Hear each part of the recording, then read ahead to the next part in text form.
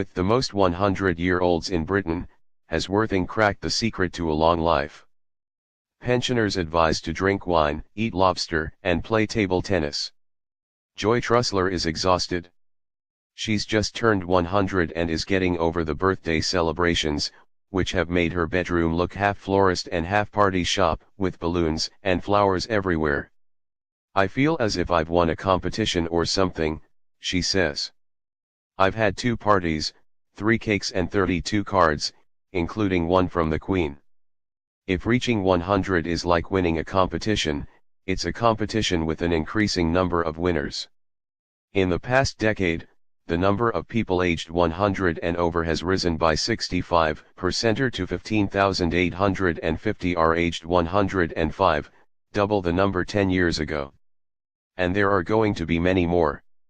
As the Lancet reported recently, average global life expectancy is increasing so quickly that by 2030, it could be 90 in South Korea and 85 in the UK. It means the Queen's cards sent to British subjects in the UK turning 100 or 105 and at every birthday after that are being posted in their thousands. And a lot are sent to one place, Worthing. The small seaside town in West Sussex has the highest proportion of centenarians in the UK, according to a recent report from the Office of National Statistics. There are 26 alone in the tiny ward of Heen, which has only 8,000 residents. Worthing's other residents are not surprised by the news. They call the town God's waiting room and point to the fleets of mobility scooters whizzing along the seafront. Joy, a former shoe saleswoman from Brighton, is one of Worthing's newest centenarians, having celebrated the milestone at the end of January at the nursing home where she lives. Worthing's mayor, Sean MacDonald, was at one of her parties. He goes to a lot of 100th birthday celebrations. Though they're all women, he says. They seem to be better at getting to 100 than men. Joy's secret, she reckons, is a pint of Guinness a day. "I've got a box of them there," she says, gesturing behind her armchair. "But I started having more than one a day, so I have a little less now." Her love of flower arranging may be another factor, she thinks. But another of Worthing's centenarians, Gladys Oaten, 104, has a different theory about what makes a long life: books.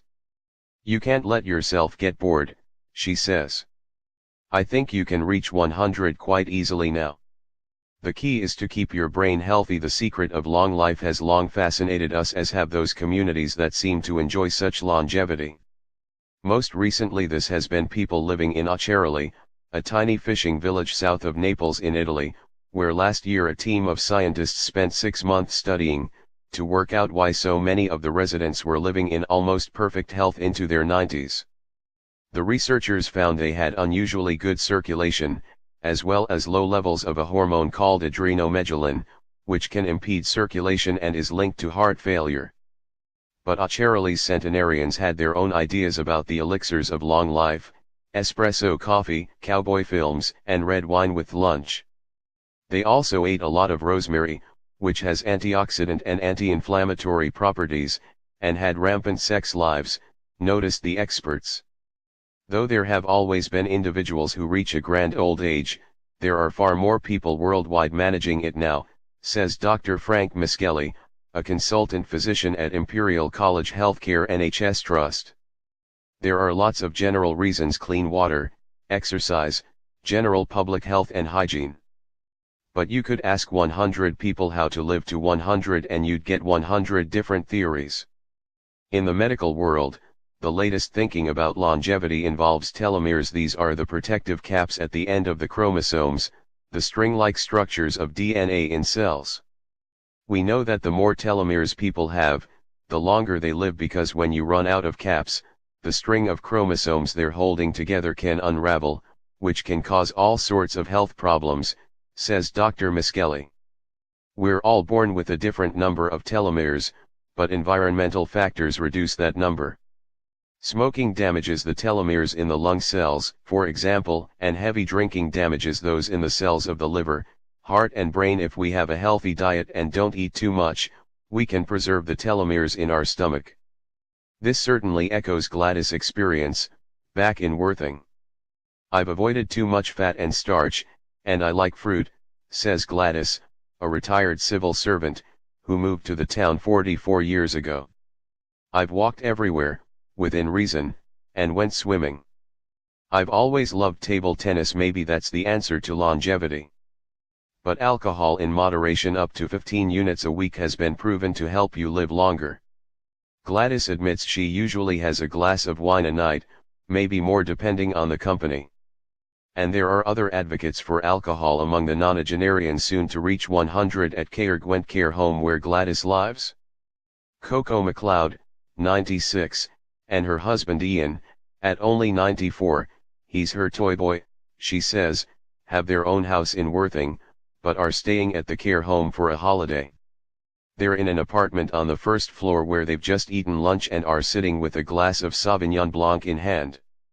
Always judge a place by its plate, I say, and that means a glass, too, says Coco. It's going well so far, but it's not just alcohol. It appears that the MacLeods, like Gladys, may also owe their longevity to active minds.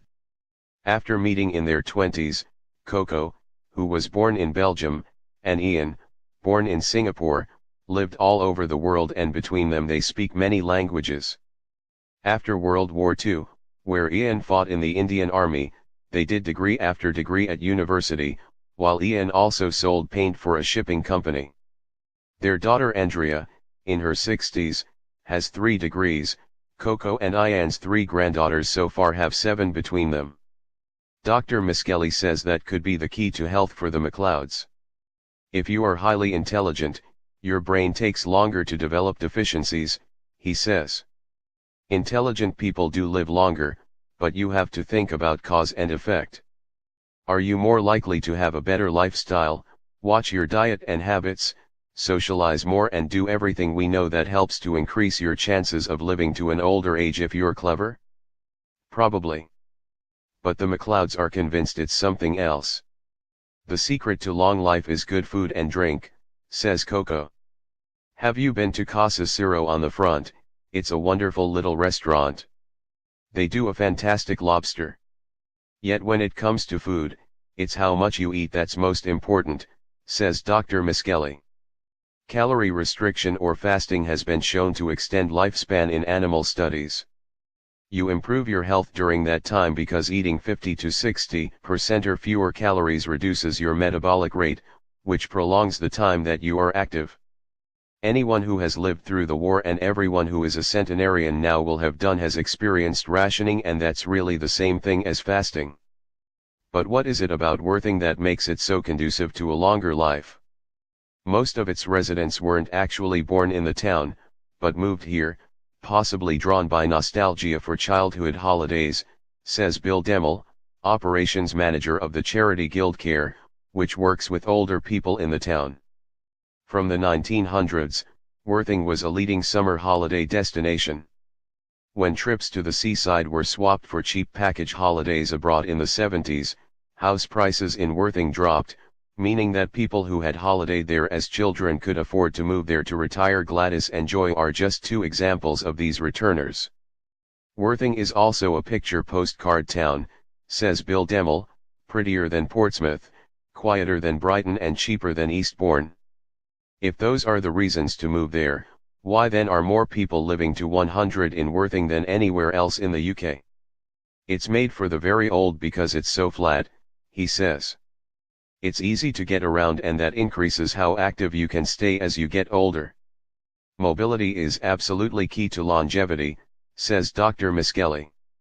The less active you are, the more imbalanced and weak you are, and the more likely you are to fall and break something, he says. Older people are often scared by the word exercise, but it can be anything, including walking or gardening. In Worthing, the Guild Care Center holds balance, movement, and core strength classes, as well as Tai Chi and yoga. In a mock-up of a 20s sitting room, they hold anti-fall classes where residents are taught to spot wires on the floor as potential trip hazards. It's also known that being socially active is key to a longer lifespan.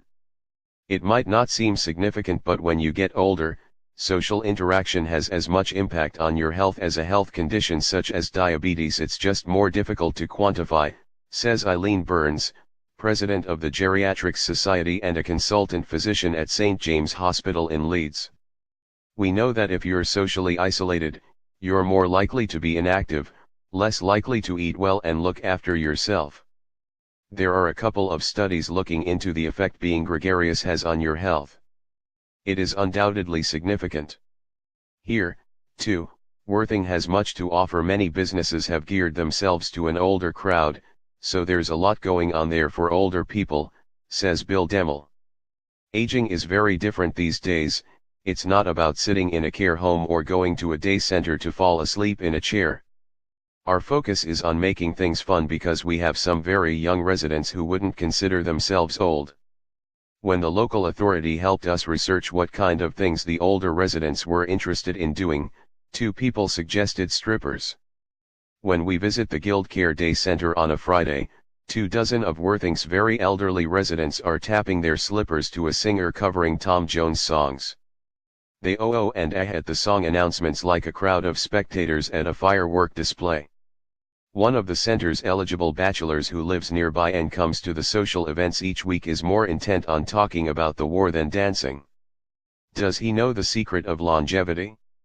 Luck, he says. But it's got to be fun, says Bill Demmel. Apart from the obvious things we all know we should be doing, it seems you have to find out what you love and use it to keep yourself stimulated. There was a lady living in one of our other homes who was 103 and walked to the bookies every morning to bet on the horses, he says. Gambling was what kept her alive because she wanted to keep winning.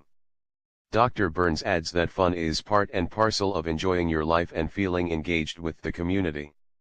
All of these beliefs people have about why they are living to such an old age have something in common. They're the thing the person loves doing. In truth, it doesn't matter what you love: dancing, books, flower arranging, dining out on lobster, as long as you love something.